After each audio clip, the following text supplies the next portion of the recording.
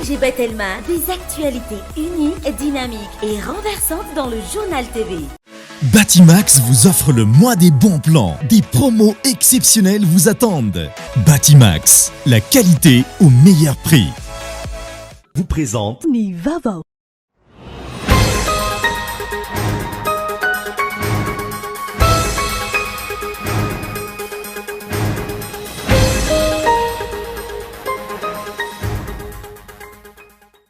Olona iray no namoy Inde nandritra ny fankalazana ny fetin'ny fahaleovantena ny faha 5 sy ny faha 6 jiona lasa teo. Ny fahamamona tafahoatra sy ny lozam-pifamoivoizana no antony nidirana marary be indrindra teny anivon'ny hôpitaly raha ny tatitry ny sampana vonjyaina teo anivon'ny CHUJRA. Manoloana ny adin'ny Ukraine sy Rosia sy ny vokadratsy ateraka izany maneran-tany. Nanokana 700 tapitrisa euro anampiana ireo firenena mivondrona anatin'ny ACP na ny Afrique Caraïbe Pacifique ny vondrona Europeana. Hampiena ny kolokoleny amin'ireo sampandraraha-panjakana ny firosona ny digitalisation, taorian'ny teny amin'ireo sekoly ambaratonga ambony, hirosona ankehitriny ny an'ireo mpampianatra frama sy ny identifiant unique, iarahana amin'ny ministeran'ny atitany.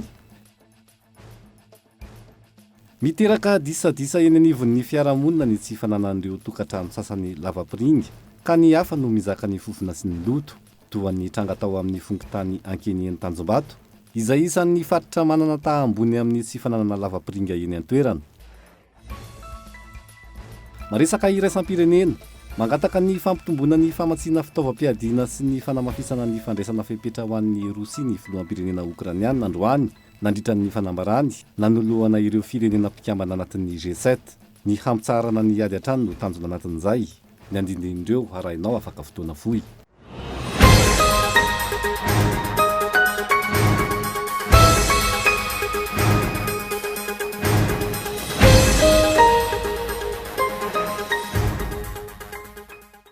Alatsinainy fa 7 ny volana Jona 2020 ampifaliana trano tomboko lasy sy tomboko vavy no ijidiako ny tokantranonao amin'izao oro zao tonga soa atao anatin'ny fotoana ny fampalalam-baovao amin'ny fiteny malagasy amin'ity ala ity ampanajana ihany koa no anasako anao anarak'izany hatramin'ny farany. Ny ako ny fanamariana ny fetim-pirenena no isantarantsika ny fampalalam-baovao amin'ity ala ity. Olona iray no namony Inde nandritra ny fankalazana ny fetin'ny fahaleovantena ny faha 5 sy faha 9 ny volana Jona.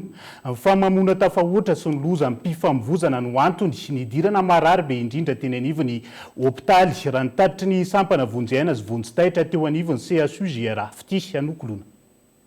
Nidina raha oharina tamin'ny taondasa ireo marary no raisina ny tanana nandritry ny fety tetsy amin'ny sampana vonjitaitra sy vonjaina CHUJRA.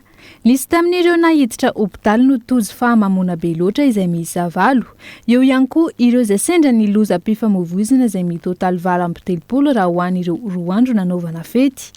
Miisa 17 ireo marary no tsaboina vokatry ny lozam-pifamoivoizana ny 5 Jona. Raha toa ka 20 kosa izany ny 7 Jona. Ireo ny zava-pisotro misy alkôla 8 lehilahy, ny saika namony tena 2 lehilahy dia 2 vehivavy. Ny tsisy kosa ny intoxication alimentaire izay niditra tato amin'ny hôpitaly. Ny tratrany AVC lehilahy anankiray, ny maty 2, izany hoe nahatonga anazy niditra tato aminay intoxication nandritry ny 5 Jona. Tao amin'ny sampana vonjyaina indray kosa ny antotanisa voray dia niakatra kely ny sampana vonjyaina 13 ny isan'ny olona nizaha fahasalamana teto aminay ny 9 Jona, ny 5 Jona 9. Niditra hôpitaly tamin'ny 9 Jona 8, ny tamin'ny herintaona 17. Any hoe niakatra kely tao amin'ny sampana vonjyaina. Raha ny fanazavana, miisa 3 ireo accident de responsabilité civile izay misy ireo mbola mijanona manaraka ny fijabona eny amin'ny hôpitaly ankehitriny.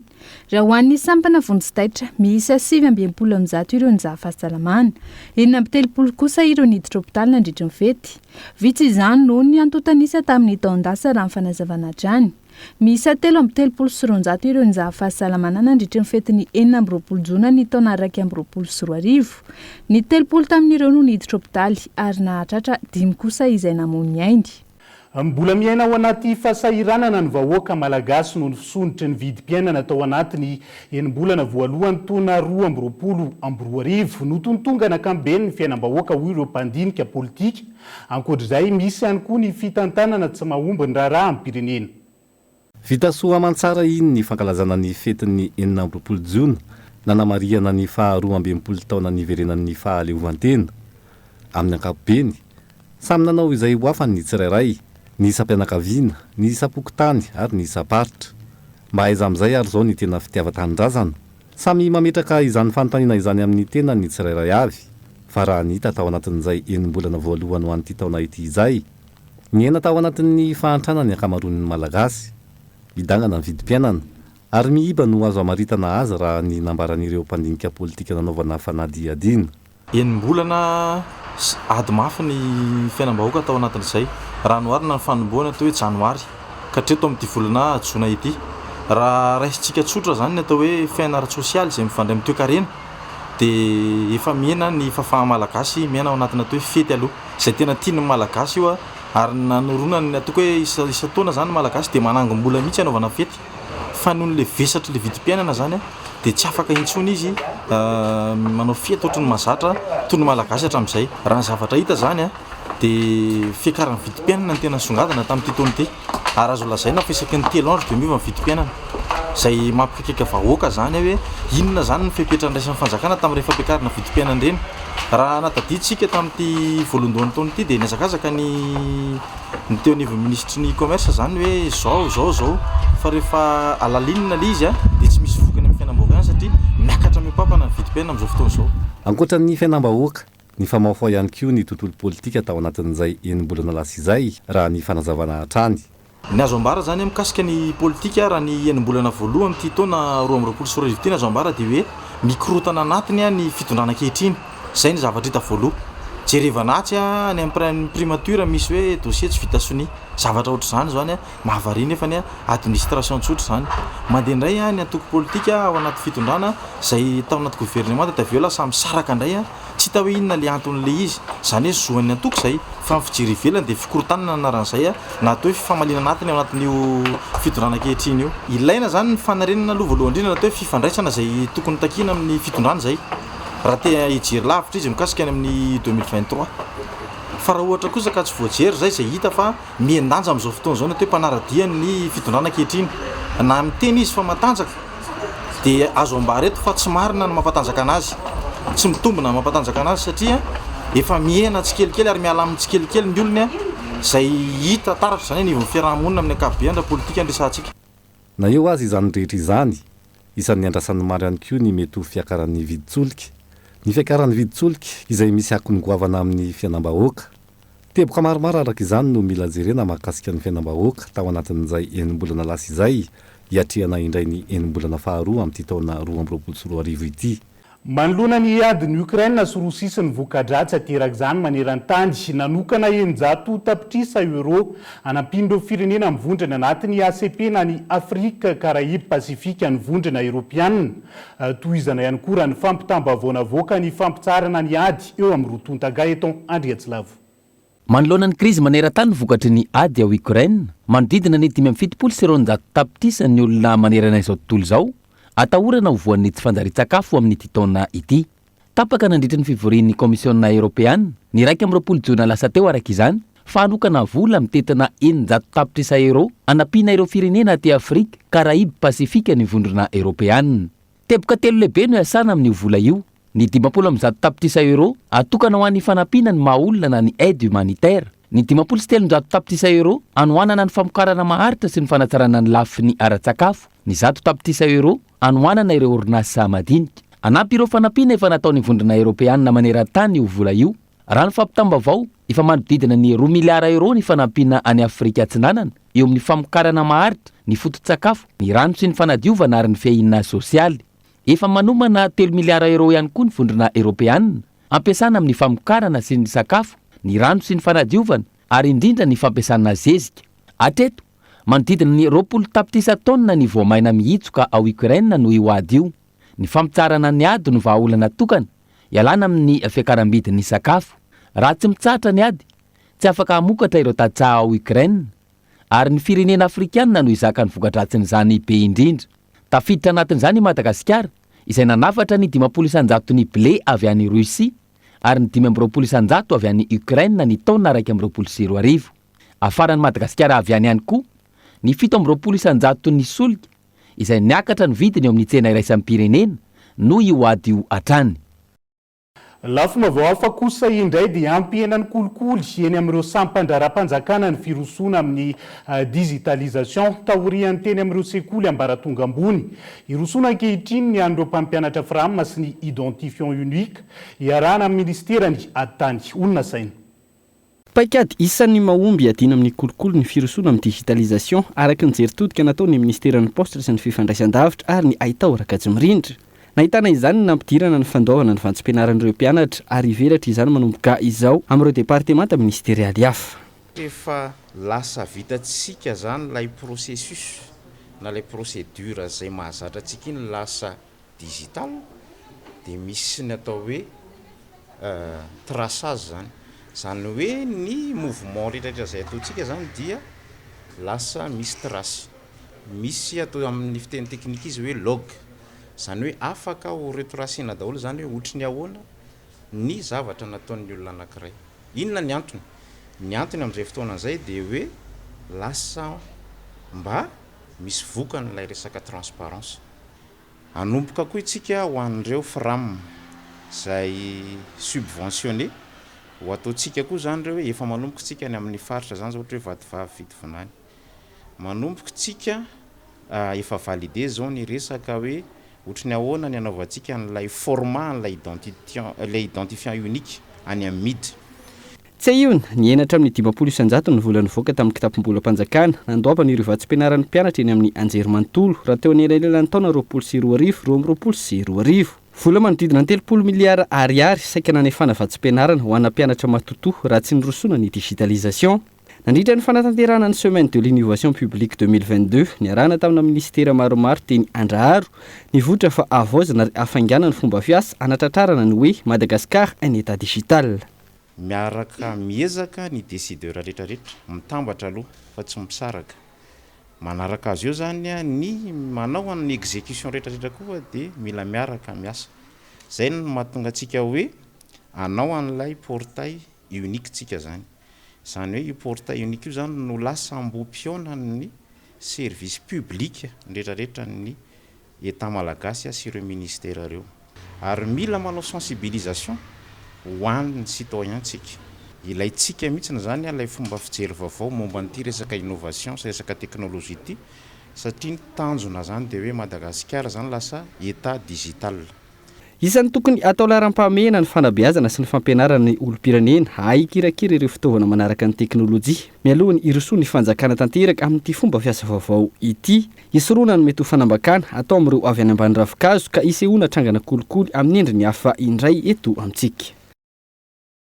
Vaovao ny fahasalamana kosa indray dia tsy mitsaha mitombo ny tarehimarika navoaka ny teo anivo ny ministeran'ny fahasalamana mahakasika ireo olona voamarina fa tratry ny Covid-19. Na eo aza ny manao atsirambina ny fanajana ny fipetrasakana misy ny manamafy ny mahazava-dehibe hatrany ny fiarovany tena isoroana ny firongatra ny valinaretina indrindra amin'izao vanim-potoana ny ririnina izao. Nahitana fiakarany tahan'ny olona voan'ny Covid-19 eto Madagasikara taorian'ny fanalalahana ny fipetraram-pahasalamana raha ny eto avoatany manokana. Misa 437 amin'izao fotoana ireo olona voamarina fa mitondra ny valanaretina Covid-19 araky ny antotanisana avoakan'ny ministeran'ny fahasalamam-bahoaka ny 12 hatramin'ny 14 jona lasa teo.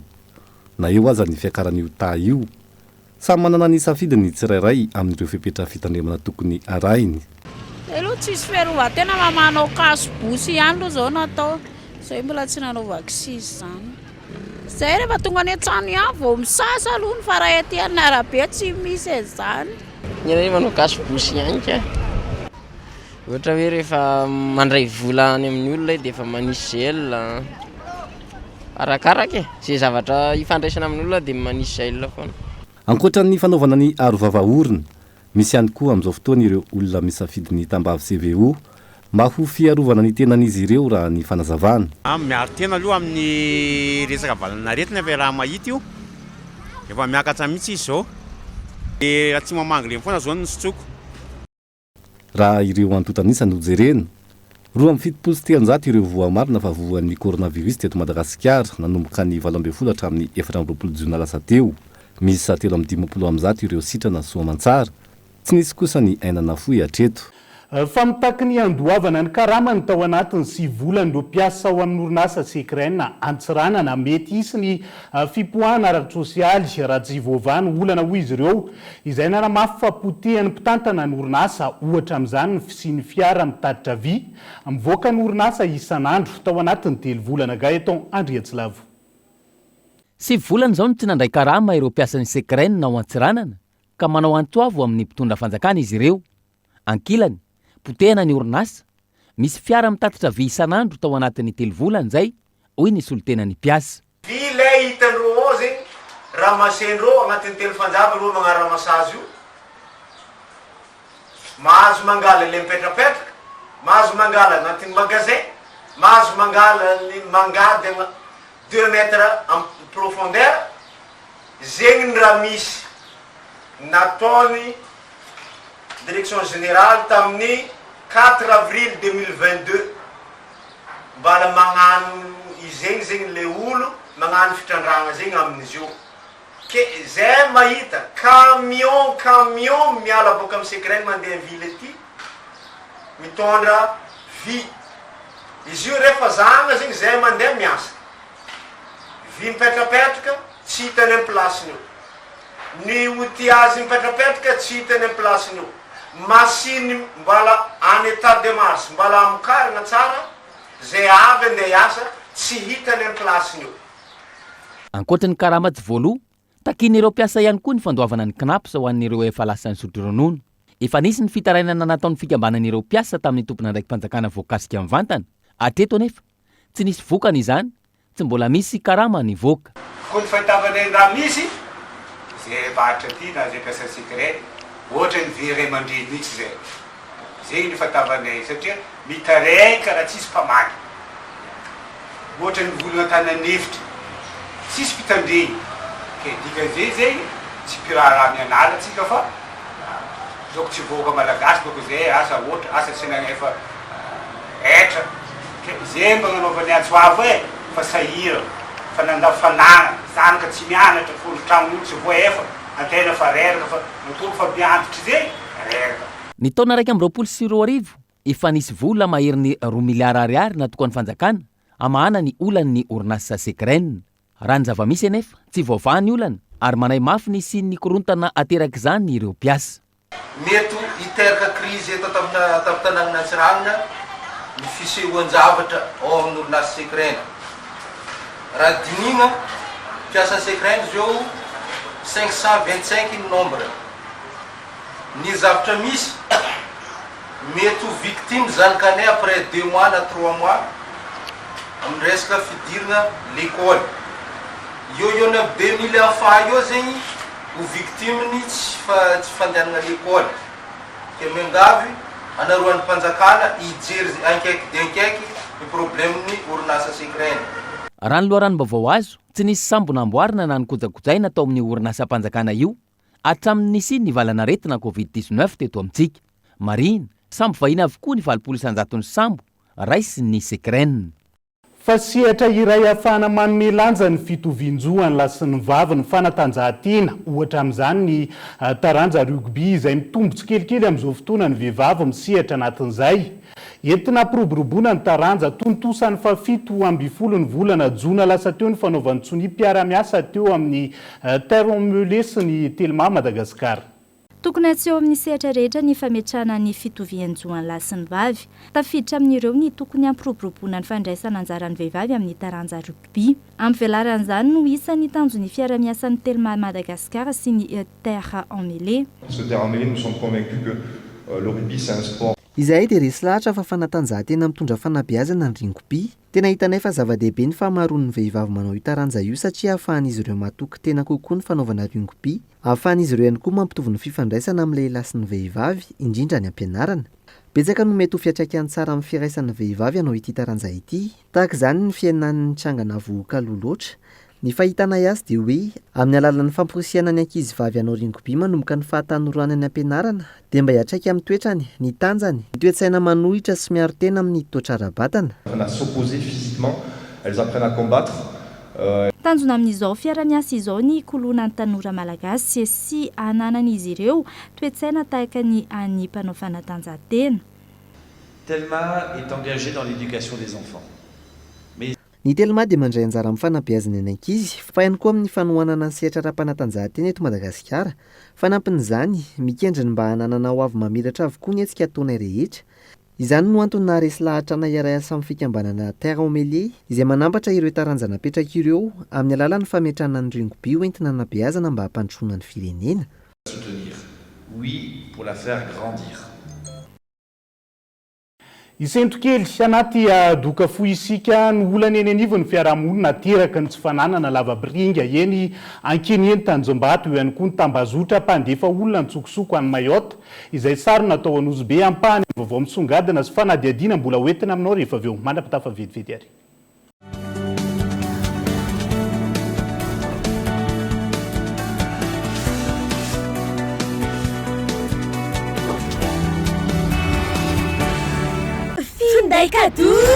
Finday cadeau any Saramanitra. Araroto ny fihenam-bidy manomboka amin'ny 5,700 amin'ny finday Telma, FM Prime, Legend Max, Quick Max 4G dia mizara fotoana mamy amin'ireo akaiky anao. Tonga vahaingana eny amin'ny Telma Shop anjifan'ilay ho anao.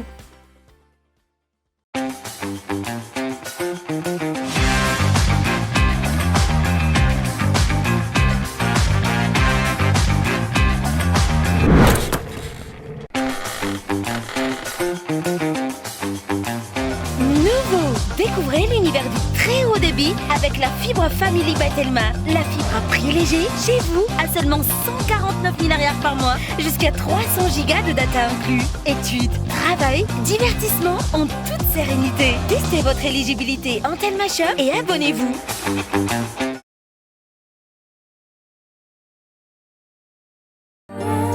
Chocolat Tsar. Un goût authentique. Un éventail de saveurs. Tsar. Un trésor riche et gourmand, issu des précieuses fèves de cacao de Madagascar. Succombez au plaisir infini et profond du chocolat Tsar et de ses arômes intenses. Chocolat Tsar. Savourez vos émotions.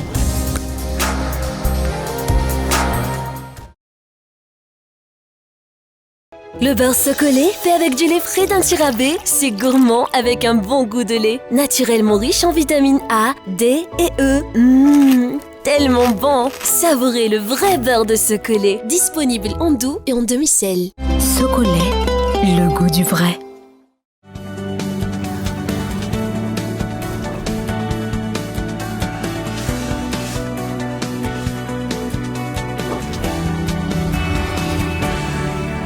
Mamelona ny araba tany tomboko lahy sy tomboko vavy tonga soa indray atao anatin'ny tapany faharoa amin'ny fampahalalam-baovao amin'ity ala ity. Isan'ny tarantsika izany dia miteraka disadisa eny anivony fiarahamonina ny tsy fananan'ireo tokantrano sasany lavapiringa ka ny hafa no mizaka ny fofona sy ny loto aterak'izay toy ny tranga atao amin'ny fokontany ankeny eny ao Tanjombato izay isan'ny faritra manana tahambony amin'ny tsy fananana lavapiringa ao amin'ity commune ity. Olona sainy. Eo amin'ny tranimanga, eo voalohany ary tononko reo zanankely anankiroa reo kodoa io pobe isan-kanandro sanandro dia ataonay hoana nitondra azy le fokotany amin'ny alina aza manaiky zany le ankizy zany nareo ankizy aza manaiky tsony manomboka androany niteny ankizy zay dia mijanona tao eto daholo amin'izay io jerefty eto daholo indray zay taloana ny firantaniko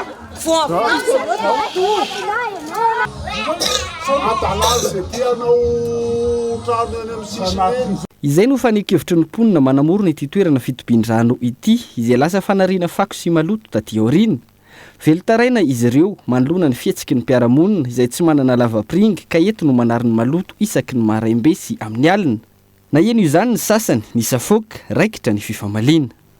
manalo maloto any dia mihinana WC lehibe aloha tonga dia tsorina mpampandaika daholo ny eto kenenetrampoty avy eo arina any tonga dia tsoriko zany afinareo miteny afinganareo afaka miteny zany iakantrany amin'ny polisy iza moa nindrana taza zany nindrana WC daholo ny matetika keneniteto tianareo miteny fa ny tonga dia tsoriko azy rehefa naty tenanana WC manako fasika daholo eny akaloha tonga dia tsorina tina WC bibilety alaina io izy io dia afaka mamaly Kisy manao nanarany ao. Hitany Ianao ndry Cecilia. Cecilia. Ianao. Kay zay no, zay ny tenenako eto lana WC zay ao 94. Zay manana alainy tonga dia tsorika. Tsorika sy zay no kanareo tsinona tonga dia fasefase aminay. Kanareo tonga dia bitonina kanareo tsy madiso anay zany Cecilia. Satria tataka fareny teny akizasy. Manaro teny president zay tsy mihaino izy. Misy vahaolana foana zavatra rehetra. Cecilia za tsy manaiky an'izany. Tsy manala baraka anareo. Ny fahateren'ny trano hoarina amin'ny isan'ny ankonana, ny tsy fananana ka tsy mifidy izay trano hofaina, ireo no isan'ny tsy ananany reto olona ireto toeram-pivoahana. Tery be ny tanànanay no ohatrany anay zao tena tery mihitsy tsy afaka anaovana WC firy trano zay zao valo zay ao sa sivy no ao amin'ny tanànanay io tsy afaka anaovana WC ny tanànanay ao satria tery kely satria ny ankizy betsaka ny olona betsaka dia mila WC zay dia ohatrany ahoana zany no ataonareo le amin'ilay tsisy WC amin'ny bidô mivoaka amin'ny po zany ny ankizy kely reny dia atao anaty bidô dia arina ao raha fa amin'ny arivo arina ao amin'ny opasika io ary lehibe lehibe mihinjana WC amin'ny olona nefa ny mba misy fetrany koa findramana WC ny amin'ny olona eny manofa amin'ireny olona manana trano rehetrarehetra eny ny akamaroan'ny olona eto iza le manary an'ilay izy zany rehetrarehetra be da be mahitsy ny manary ao eny ankizy kely sany lehibe no lehibe raha fa isaky ny amin'ny arivo amin'ny valo isaky ny arivo amin'ny valo alina dia sasany manan-karama za zao nefa niroboka maloto hatrany amin'ny kitrokeliko tao ananana tao satria andeha anary ery abony ery ka eto amoron-dalana eto ny arindry zareo le maloto fa tokony eny ampovoany zany tokony teny ampovoany zany mandra-pisiny le WC public ie manofatrahana izao eny taona zay mipetrahana tatan'ity trano ty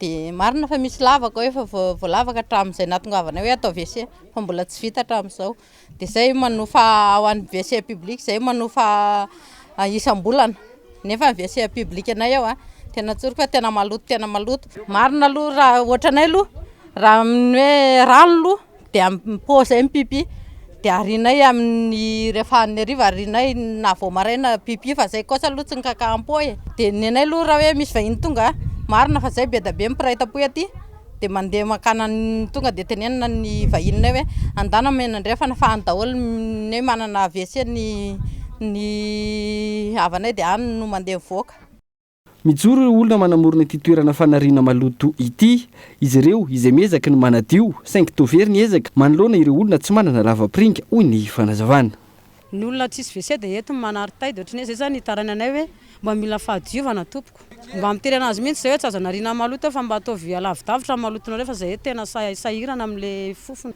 dia misy fotoana aloha hoe tsy maintsy ariana eto fa izy raha malotonay no arina sa any tokotaninareo maro be aloha dia tsy voaisa tsy voatanisa aloha be da be reo ambony reo mantsy any ambony zany tsisy WC daholo ny any miakatra mihitsy ny rano dia miakatra mihitsy le zordira manakina manateny tokotaninay zao tamin'le trabona teo dia tonga ny antranonay mihitsy ty fako maloto ty miaraka amin'le zavatra zay aloha zany miteny hoe le malotonareo aizany ataonareo zay nga po aty ny anarianareo an'io samy manao an'izay daholo aloha reo fa tsy hoe ny aty aminay ihany dia zay mba angatanay zany hoe le WC public na eto amin'ity parti ty raha tsy maninona mandray andraiky tsy zay manadio an'le WC public raha misy anorina WC public ny commune hoy ny be ny tanàna saingy ifanindran-dalana amin'izay ny fampiarana ny sazy ho an'ireo tsy manana toeram-pivoahana mangataka ianareo tsy WC public voalohany indrindra aloha tsaroa fa misy lalàna koa eto amin'ny commune raha fo tsy manana WC ny olona dia misy vola sazy alohany raha fo manana ny fako ankalamanjana ianao dia misy sazy alohanao zay zany le tokony ampiarina koa ka izahay dia manantanteraka ny adidinay amin'ny fanatanterahana ireny foto-drafitrasa ireny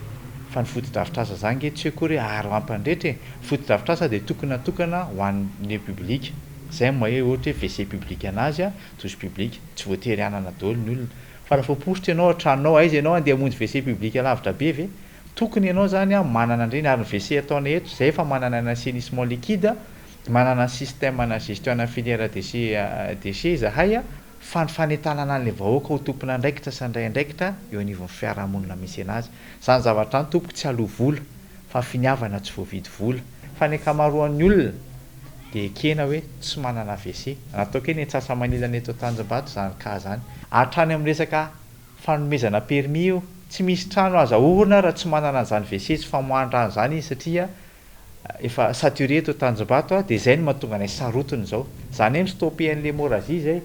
Manodidina ny 20 tapitrisa ariary ny fanorenana WC publika iray manaraka ny fenitra ho ny ben'ny tanàna ary efa mandeha ny fanorenana.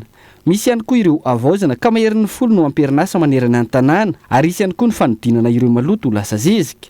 Ny tragana fangerezana ankalamanjana sy ny tsy fananana lavapiringa izay tsy hita amin'ny komina Tanjombato ihany fa saiky manerana nosy. Raha ny fanadihadiana natao farany teto Madagasikara, faritra telo no ahitana tambony amin'izay fangerezana ankalamanjana izay. Ny any amin'ny faritra Vadivavy sy Fitovinany izay mahatratra 420 isanjato ary ny any amin'ny faritra Atsinanana 270 isanjato. Raha manerana nosy manodidina ny 400 isanjato izay tahany fanaovana maloto ankalamanjana izay. Fananolotra fanomezana ho an'ny CSP2 ao amin'ny komuna Nosy Ifody eo amin'ny distrika ny Moramanga ny mpanolotsain'ny olona Rarinirina Sidonia avy amin'ny antoko malagasy miara-miainga. Ankoatra io nisy ihany koa ny fanolorana fanomezana ho an'ireo zokiolona. Henri Florian. Ireo loholon'ny Madagasikara no miandraikitra mivantana ireo komuna manerana ny Nosy amin'ny fanantanterahana ny asa fampandrosoana. Ankoatra io, miara-miasa akaiky amin'ireo ben'ny tanàna sy ny mpanolotsain'ny tanàna ihany koa ny loholona. Ho fanantanterahana io voalaza io no nanantanteraka fidinana ifotony tao amin'ny komuna Nosy Ifody ny mpanolotsain'ny loholon'ny Madagasikara Rarinirina Sidonia avy amin'ny antoko malagasy miara-miainga. Ho an'ny komuna nanaovana fitsidiana, nisy ny fanolorana fitaovana sy ny fanatsarana ny CSP2 ao amin'ny komuna Nosy Ifody ao anatin'ny distrikan'ny Moramanga. Nisy ihany koa ny fanolorana fanomezana toy ny vary, menaka sy kojakoja maro samihafa ho an'ireo zokiolona mihoatra ny 70 taona amin'izao asaramanitra izao. Voalohan-karena aloha zany dia ny fahasalamana. Zany fahasalamana zany dia tsy atao atsamo. Isan'izany ny fanampian'ny fitondram-panjakana ny fahasalamana satria rehefa niditra tao anatin'ny hôpitaly ity dia fitaovana tsara tarehy no namen'ny fitondram-panjakana an'izany io. Rehefa nijerena ny fitaovana tsara tarehy nefa tsy ho ampiana ny fitondrana satria mila mifanampy tsika.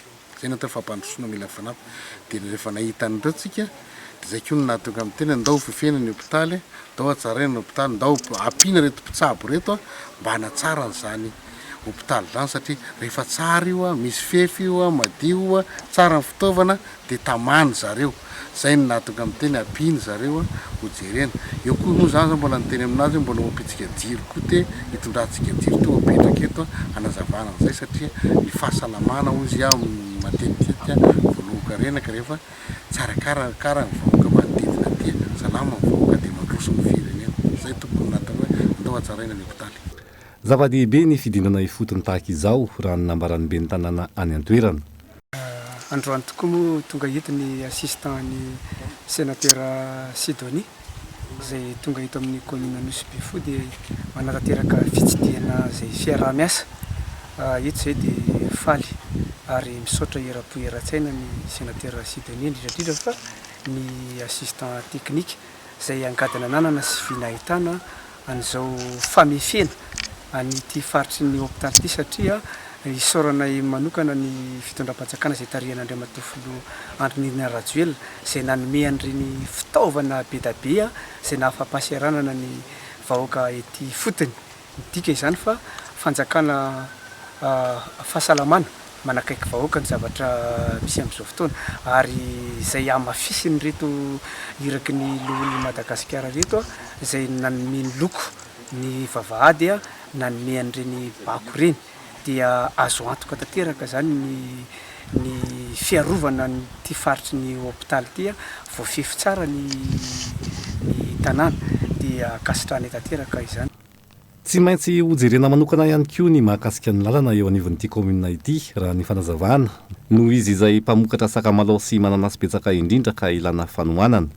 Fa mitony fanohanana tetika samihary eo ireo olona manana fahasembanana androany samy nahazo ny anjarany na ireo izay miasa tena na ireo miasa eny anivon'ny orinasa.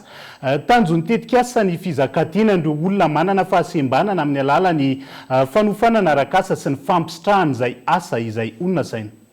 Na eo aza ny finiavan'ireo olona manana fahasembanana hihoatra amin'ny fiainana, sarotra ny fanatanterahana izany raha tsy eo ny tohana avy amin'ny fanjakana sy ireo mpiara-mombonantoka. Io no nanosika ny tetikasa miaro izay efa tsy ny CBM vola anampy ireo olona manana fahasembanana. ny mazava-dehibe ny fampitaovana ny olona manana fahasembanana dia misehitry ny fampananana asa zay dia tsy ho vesatry ny fiarahamonina izy ireo fa afaka manatanteraka ny asa andavanandrony ohatra ny olona rehetra manana fahasembanana. Tsika koa moa izao fa tonga amin'ny ny atao hoe fampananana asa mendrika ho an'ny rehetra, zany hoe tsisy ankanavaka. Dia omena tosika ireo olona manana fahasembanana mba tsy hentehitra amin'ny hafa fa afahany mizaka tena, afahany mizaka tena ary ekonomika ohatra ny olona rehetrarehetra zany izy satria tafiditra amin'ny hoe autonomisation économique des groupes vulnérables. Ny CBM zany dia miara-miasa amina tetikasa maromaro moa anisan'izany ny tetikasa miary EE. Ny tanjona ity moa zany dia fanohizana fiara-miasa satria asiana manao plan de développement na business plan ny olona mety zay nefa raha tsy vatsiana fitaovana izy eto miainga dia sarotra ka anisany anatin'ny tetikasa zany hoe manao izay hanatsarana ny fiainana ny olona manana fahasembanana dia no tetikasa izy dia mena fond de démarrage zany na fitaovana entina manomboka ny asa voalohany indrindra. Nahazotoana ara-pitaovana avokoa androany na ireo olona manana fahasembanana miasa tiana na ireo eny anivon'ny orinasa ny mpitsitraka izay nampanantena fa tsy ho raraka tany izao fanampina izao. Misaotra antsika be tena faly ohatra ny hoe akokelintsipaza fotsimbary zay eto dia tena mankasitraka satria avy aminareo zao tetikasa zao mba mandeteny zay dia natikisina reo anay fa tena tsy andrana kely be ato fa tena anao izay faraherinay amin'izao zavatra ataonareo aminay zao dia mankasitraka ny mpiara-miompina antoka rehetrarehetra tompoko dia mankasitraka ny proseviary CBM dia ny eto mpandrin'omby ihany koa. Itony fanofanana sy ny fampitaovana ireo olona manana fahasembanana ho iatrany ny tompona andraikitra, tanjona ny fizakatenan'ireo olona manana fahasembanana amin'ny alalan'ny fanofanana arak'asa sy fisitrahana asa. Iazo anozy be vetivety sika ao anatin'ity vaovao manaraka ity. Sarony zandary tao nozy be ny lehilahy iray isany adompokotrika sy mpandefa olona nitsokotsoko any amin'ny nosy Mayotte. Manana kara-panondro roa samy hafa io lehilahy io ary anarana hafa no ahafantarany mpona azy any an-toerana. Ankoatr'izay manana tanàna miisa 3 ihany koa ny tenany izay Aodigo, nozy be ary Antsohiga eto Andriatsilavo. Lehilahy iray isan'ny atidobokotrika ny fanondanan'olona antsokosoko avy ao nosy be iazo any Mayotte no sarony zandary omaly tokony ho tamin'ny 10 alina. Manana kara-panondro roa samy hafa io lehilahy io ary manana tanàna 3 Aodigo, nosy be ary Antsohi. Ao Antsohi no tena afiaviny sy ipetrahany maharitra raha ny fanazavana. Dia mandeha bajaji andeha hitsoka zany le olona antsoina hoe Issoufou Abdallah izay azo atao tena isan'ny malaza na lohalaharina eto nosy be amin'ny fanondranana olona antsokosoko. Zany hoe sady organisateur izy no patron ary manana lakoky fanaovan'izay asa ratsy zay. Dia nihetsika avy hatrany ny gendarmerie eto nosy be nampiasa ny moto dia voasambotra io rangahy io. Araka fanadihadinana atao moa izay efa hitanareo any manana kara-panondro anankiroa io rangahy io, anankiray mitondra anarana Issoufou Abdallah dia ny anankiray mitondra anarana Razaka Philbert. Tambazotra lehibe ary matanjaka ny fandroanana olona antsokosoko. Raha ny loharanom-baovao azo ahitana ekipa mpiara-miasa maro ireo sampandrara miankina na tsy miankina amin'ny fanjakana eto Madagasikara sy any nosy Mayotte. Entanina hatrany ny mponina hanome loharanom-baovao hoy ny eo anivon'ny zandary. Ataovy anonyma ny vaovao zany hoe tsy mametraka ny anarana ianao efa mampita vaovao ty aminay fa ny toerana sy ny fotoana sy ny tranga ihany no omenao mba hiarovana ny tsiambaratelo ary mba hiarovana ain'olona izay tsara sitrapo mampita zay vaovao zay. Ankoatra ny fanondroanana antsokosoko, ilaina ary angatahana fiaraha-miasa amin'ny mponina ihany koa ny ady atao amin'ny fiparitahan'ny rongony sy ny fitsindromana zava-mahadomelona izay efa miha-mahazo vahana eto amintsika. Fa nisy akono betsaka tamin'ny fiainan'ny mponina anatin'ny distrika Anankazoabo faritra Atsimo andrefana ny tetikasa asa avitra mirindra. Tetikasa izay nentina nanomezana tantsoroka ireo vahoaka sy sahirana sy marefo. Azo tsapahitanana ny vokatra nentin'ny tetikasa ho an'ny distrika manontolo hoy ny tompona andraikitra any an-toerana. Distrika iray nafapana amin'ny resaka tsy fandriam-pahalemana ny distrikany Ankazoabo izay isany nosikajina ho faritra mena raha ny ato amin'ny faritra Antsimandrefana 3 taona lasa izay. Tsy nitsahatra ny totongana ny seha-piarian'imponina ankapobeny no nitahotra sy ny horohoro vokatra izay. Nanampitrotraka ny haintany noho ny tsy fisiany ranonorana ka nampitomboisa ireo tokantrano marefo ara-pivelomana. Niezaka nanarina izany anefa ny fitondram-panjakana tamin'ny alalan'ny tetikasa asa avitra mirindra izay nitanterahan'ny FID ka olona miisa 2,703 no nisitraka ny tantsoraka naintin'ny tetikasa mba ho afaka miala amin'ny fahantrana sy miarina eo amin'ny fiainany. Tanjon'ny fanjakana moa zany anatin'ny tokatsika hoe fiainan'ny mpiarabiana ty dia mazava ho azy fampivoarana fiainan'ny tokantrano zay mila fanampiana. Maromaro ny tetikasa sahan'ny FID tafiditra ao anatin'ny ataontsika hoe le FSS resaky teo raha ho an'ity asa avitra mirindra ty dia roa lehibe ataontsika hoe ny fanampiana ireo tokantrano ireo amin'ny fiaria. Tantsaha le olona ty ambanivohitra izay ny ataontsika hoe asa mandrarana andavanandro izay mitondrana ataontsika hoe tantsoroka mba hahafahan'izy ireo manana fiarina, hahafahan'izy ireo manana asa, hahafahan'izy ireo manana fidiram-bola ankoatran'izay mety efa mahazatra azy. Ny faharoa manaraka izay dia ny maha-olona mihitsy amin'ny ankapobeny izany hoe ny fampianarana, ny fahasalamana, ny sakafo, ny kolokoloina, ny toroana hevitra, nampianarina Azo tsapaitanana ny vokatra entiny tetikasa ho an'ny distrika iray manontolo iny lehibe ny distrikany Ankazoabo ka zava-dehibe eo amin'ny fampandrosoana ny fiainan'ny mponina ny fifaninanana masina ataon'ireo samy mpahazo tombotsoa. Ny distrikany Ankazoabo dia anisan'ireo distrika izay nisitraka izany asa avitra mirindra izany ary tsapa fa mitondra fivoarana, mitondra fampandrosoana ato amin'ny distrikany Ankazoabo izany tetikasa izany ka dia izay no nanolorana ny fankasitrahana ireto mpisitraka rehetra. Maro izy ireo no nanatanteraka izany asa avitra mirindra izany ato anatin'ny distrikany Ankazoabo fa nitsongaina kosa ireo izay mendrika nitolorana izany trophée sy mari-pankasitrahana izany mba ho fampirisihana azy ireo roso kokoa any amin'izay fampandrosoana maritra ny Madagasikara izay. Mankasitraka izao ezaka ataon'ny fanjakana ao anatin'ny tetikasa asa avitra mirindra izay nitanterahan'ny FID ireo mpahazo tombotsoa noho ny firoboroboan'ny asa fiveloman'izy ireo ankehitriny indrindra ny fienany tsy fandriam-pahalemana. Laha nijery manerana ny Madagasikara Ankazoabo ny zone rose voalohany. Agnisan'izay zahay tao agnatin'ny commune Fotovolo. Io fokotanin'ny sena io maro ny dahalo ny ovafo amin'ny anakinay an-tanà io. Dia azo antoky fa miasa amin'ny avitra mirindra iaby amin'izao dia mamboly miasa magnaraky torohevitsy. Lasa sivily nefa ny dahalo fe fa miova fofoa noho ny fisian'ny asa toy. Koa laha tsy nisy an'itoy ahonjaly ahay. Nototosaina tao ataptananan'ny Ankazoabo moa ny fanolorana ny loka ho an'ireo mpahazo tombotsoa mendrika nandritra ny fanatanterahana ny tetikasa asa avitra mirindra ho an'ny distrikany Ankazoabo. Mbola mangataka ireo mponina ny tohizan'ny tetikasa mba hisiany fandriam-pahalemana maharitra. Vaovao ny kolotsaina kosa indray dia ny mpanakanto frantsay Orelsan indray no hanao fampisehonan-tsehatra ao amin'ny Palais des Sports Mahamasina ny fa 13 ny volana septambra ho avy izao hiavaka ny fampisehoana ataony ary eto Madagasikara hoy ny fanazavany antony teratany malagasy ny vadiny ary efa indimy nandalo teto Madagasikara ny mpanakanto Nela Ranevson. Basique, Hugo Boss habillé de nazi, le style a son importance. Simple, les dauphins sont des violeurs. Ouais, méfie-toi des apparences. Basique, basique, simple, simple, basique, basique, simple, simple, basique. Orelsan indray no mpanakanto vahiny hanao fampisehoana eto Antananarivo ny 13 septambra ho avy izao ao amin'ny Palais des Sports ao Mahamasina.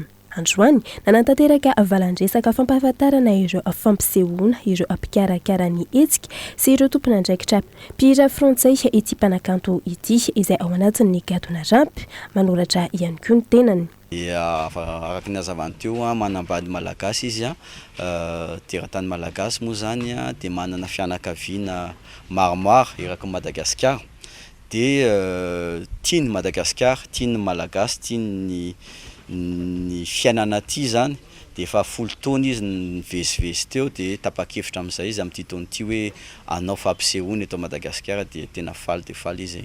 Marina zany tena izy ny teo akaty contactanay Storios moa zany izy de contactanay hoe te hikarakara lanonana de zay natsony ny kitana production no promoteur hikarakara an'le concert io zany fa tena izy zany safidy hoe anao Madagasikara amin'izay amin'ity toraka ity.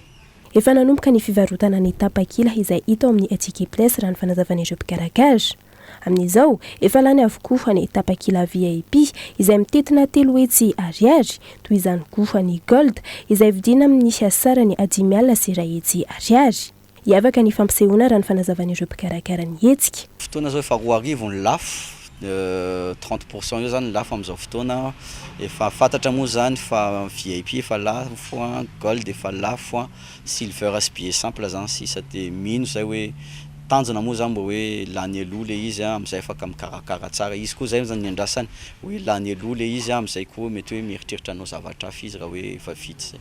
Fisehoanany France zany ataony amin'izao fotoana tena zavatra goavana manana écran demi-cercle any ambony écran demi-cercle de techniquement zany tsy tratra zay fa araka ny teneny teo hoe iezaka izy tena hoe anao mitovitovy an'izany zany musicien zany live ho avy daholo musicien concert raha hitantsika ny ivelany eo adiny 2 eo latsaka kely eo de mino afa tena anao maximum izy amin'le fitiavany amin'le fahatongavany aty Madagasikara zany. Mandridina ny adiny 2 eo niseho antsehatra izay ataony ity mpanakanto ity ary isany koa ny mpanakanto malagasy izay andray anjara amin'ny fampisehoana rano fanazavana. Efa tafiditra tanteraka ao anatin'ny aty ririnina ny toetrandro amin'izao fotoana hoy ny teo anivony sampatra mpamantatra ny toetrandro tamin'ity androany ity. Ny any amin'ny faritra Vakinankaratra no hoidina ambany indrindra ny maripana izay tafidina hatrany amin'ny 2 degré raha ny fanazavana hatrany. Miainantsika tanteraka ny teto afovoantany nandritra ny farany herinandro teo. Raha nitatitry ny sampana mpamantatra ny toetry ny andro, tafidina hatrany amin'ny 2 degré ny maripana ho an'ny faritra Vakinankaratra, ary hatramin'ny 4 na 5 degré kosa ny vinavina amin'ny maripana farany ambany eto amin'ny faritra Analamanga. Raha ny toetry ny androntsika efa tafiditra tanteraka ao anatin'ny aty ririnina aloha zany isika amin'izao raha ny maripana natao-kevitra voaray eto ampitantananay aloha zao tamin'ny 20 jona zao nahatratra tafidina 2 degré ny maripana ambandrindra tany Vakinankaratra. Ho an'ny Analamanga sy Matsatsamboho kosa dia manodidina eo amin'ny 7 na 10 degré eo.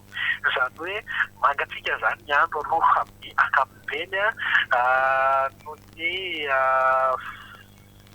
fidiran'ny varantsasa noho ny varantsasa zany no mahatonga an'izay andro somary mangatsiatsiaka izay. Eny misy rindrin-drahona ihany eo antsinanany nosy eo fa efa madiva ihany izy io analavitra antsika fa ny varantsasa no mamaritra ny toetry ny androntsika eto Madagasikara. Mazava ho azy rehefa varantsasa ohatr'izay mamaritra ny toetry ny andro dia mamafy rivotra mangatsika mitondra herikerika patify ho anirana antsinanany avoatany amin'ny orana kosa dia saika mitoetrany amin'iny morontsiraka antsinanany Madagasikara eny. Mandritry ny 2 volana ianatanteraka ao anatin'ny atsika ny eto afovoantany ny volana Jolay sy ny volana Aogositra. Raha ny maripana farany ambony kosa mahatratra 20 hatrany amin'ny 120 izany izay mety mbola hidina hatrany amin'ny 17 na 18 ny maripana farany ambony raha ny fanazavana hatrany. Raha ny fanadadiana araka izany voasikajo olona marefo ireo zaza sy ireo zokiolona mandritra izao vanim-potoana mangatsika izao.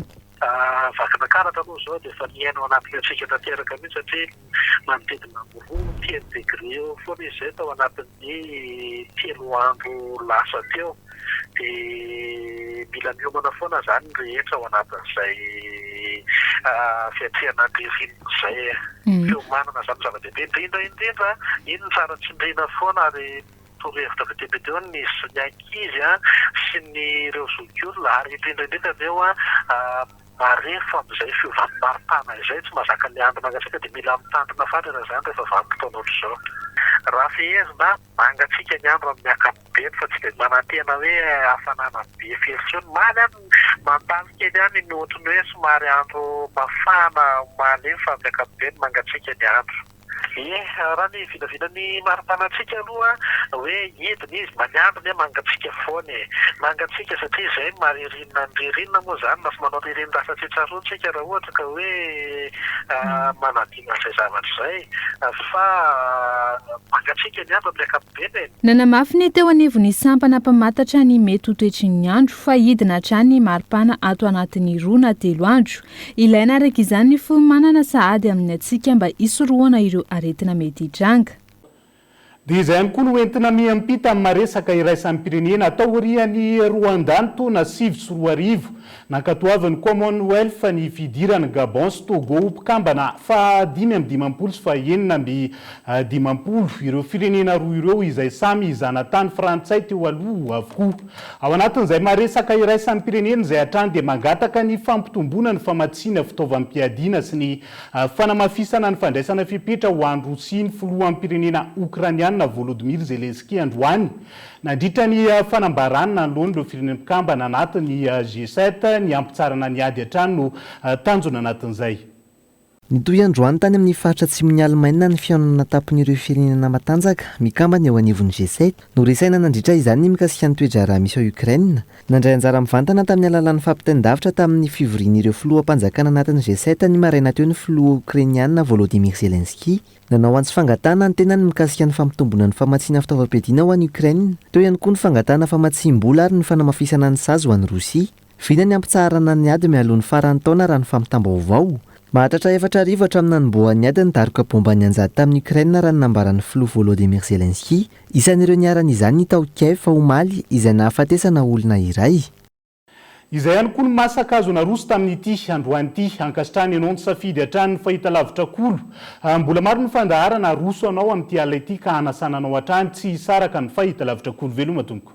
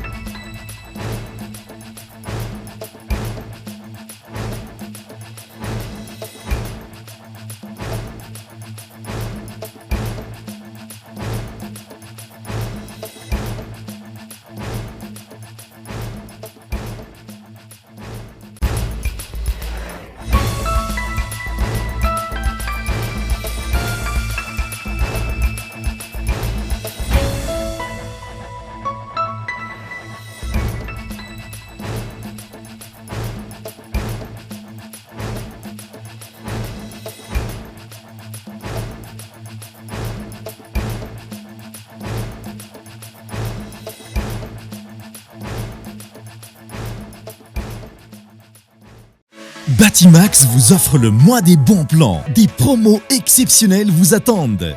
Batimax, la qualité au meilleur prix. Vous a présenté Nivavo. 5G Batelma, des actualités uniques, dynamiques et renversantes dans le journal TV.